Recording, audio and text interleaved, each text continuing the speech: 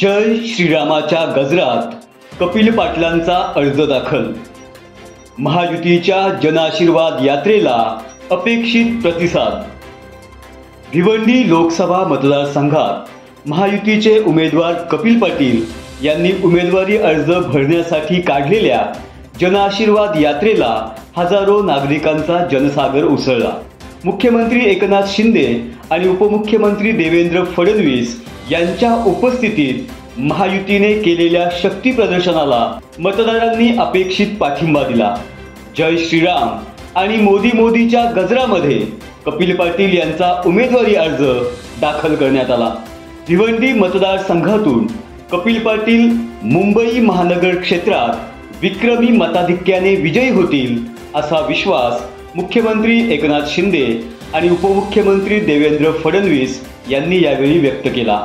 या प्रसंगी भाजपाचे आमदार किसन कथोरे, महेश चौगुले, संजय केळकर, निरंजन डावखरे, रमेश पाटील, ज्ञानेश्वर म्हात्रे, शिवसेनेचे आमदार शांताराम मोरे, विश्वनाथ भोईर, राष्ट्रवादीचे आमदार दौलत दरोडा, शिवसेनेचे उपनेते प्रकाश पाटील, राष्ट्रवादीचे प्रमोद हिंदुराव, रिपब्लिकन पक्षाचे संजय गायकवाड, कुणबी सेनेचे अध्यक्ष विश्वनाथ पाटील, श्रमजीवी संघटनेचे अशोक साप्ते, माजी आमदार नरेंद्र पवार, मनसेचे माजी आमदार प्रकाश भोईर, संतोष शेट्टी, सुभाष माने आदी मान्यवर उपस्थित होते।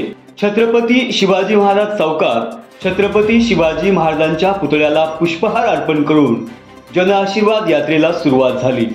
ढोल, झांज आणि ताशांच्या गजराने वातावरण दुमदुमून गेलं होतं।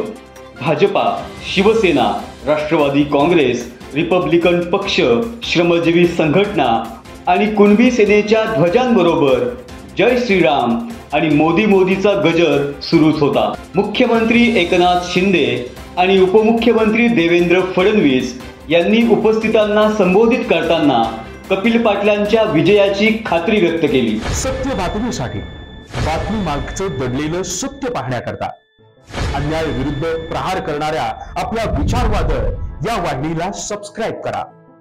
त्याच्या शेजारील बेल आयकॉनवर क्लिक करून त्याच्याच बाजूला असणाऱ्या ऑल नोटिफिकेशनला ऑन करा। धन्यवाद।